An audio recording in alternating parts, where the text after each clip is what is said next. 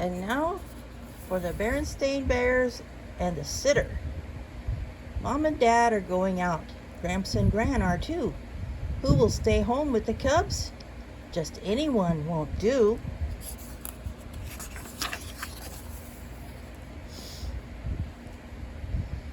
"What's this?" said Papa Bear as he took the day's mail from the Bear family's mailbox. It was a notice telling about an important meeting that night at the Bear Country Town Hall.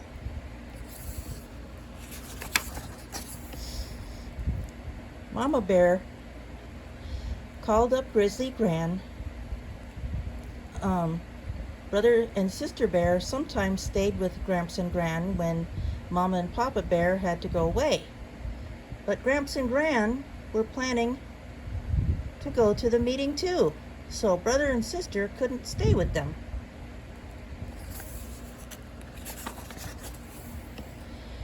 Or with Aunt Maud, or Cousin Wilbur.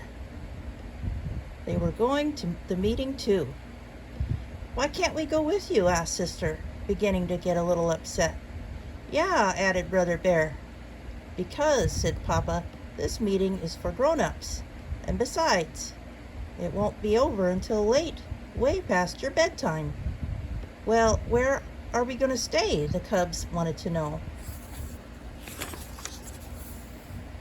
"You're going to stay right here," said Mama as she put down the phone. "Alone?" asked Sister. "Of course not," said Mama. "I've arranged for a sitter." "A sitter?" asked Brother. "Who is it going to be?" Sister asked. "Mrs. Grizzle, who lives in the hollow stump at the end of the road," said Mama, feeling much better about the whole thing. "Mrs. Grizzle," said the cubs, not feeling better at all. Now we'll find out why. Once, when Sister was playing with her friends, their ball went into Mrs. Grizzle's flower garden. Mrs. Grizzle wasn't too happy about it. And another time, when Brother was flying his kite, it swooped and bumped Mrs. Grizzle on the hat. She wasn't too tickled about that either.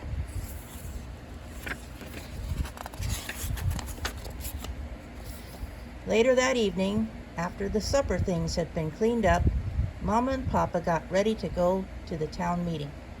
"But who's going to scrub our backs, read us a story, and tuck us in?" asked Sister, still a little nervous about the idea of a sitter. "I understand Mrs. Grizzle has raised 7 cubs of her own," said Mama, putting on her hat. "And I'm sure she's a perfectly good back scrubber, story reader, and tucker-inner." "She's not going to scrub my back," Brother Bear said under his breath. "We'll see." Mrs. Grizzle came walking up the path to the Bears' treehouse right on time. There was no question about it. It was the same Mrs. Grizzle who got bopped with the kite and didn't like cubs tromping her flowers. She was very large, almost as big as Papa, and she carried a drawstring bag. "Evening, all," said Mrs. Grizzle in a loud, jolly voice. "Well, time's a-wastin', you two," she said to Mama and Papa. "You better skedaddle off to your meetin'." Mrs. Grizzle had a strong way of saying things, and folks usually did what she said. Mama and Papa kissed the cubs good night and skedaddled. "Phew," said Mrs. Grizzle as she sat down in Papa's big chair. "It sure is good to get a load off your feet." She took off her hat and looked into her drawstring bag. There's something about somebody looking into a bag that makes cubs very curious. "Mrs. Grizzle," said Sister. "Yes? What's in the bag?" "Nothing much. Just some things I take along when I go sitting. A piece of string, a pack of cards." Meanwhile, over at the town hall, the Bears were getting ready for their important meeting.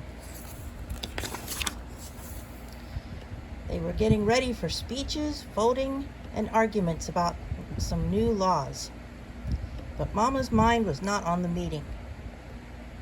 Neither was Papa's. Mama and Papa Bear were thinking about what was going on back home. Sister looked a little worried when we left, fretted Mama. So did Brother, agreed Papa. They decided to call home and see how things were going.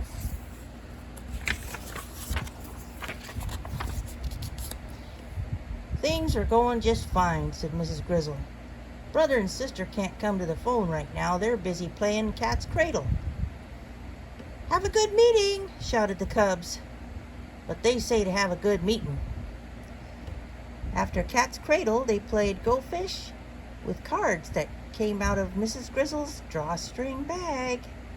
Then they played Tiddlywinks with a special set of winks that Mrs. Grizzle had made out of some polished stones and a snail shell cup.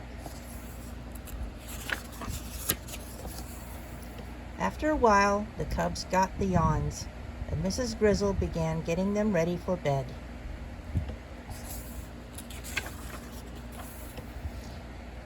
And she did, indeed, turn out to be a very good back scrubber. Brother changed his mind about not having his back scrubbed. And she was a fine story reader and a really super tucker-inner.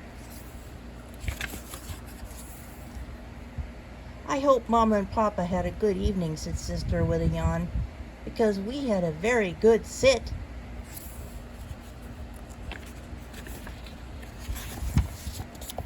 The cubs had a number of different sitters from time to time, but Mrs. Grizzle was their favorite, and they were always happy to see her.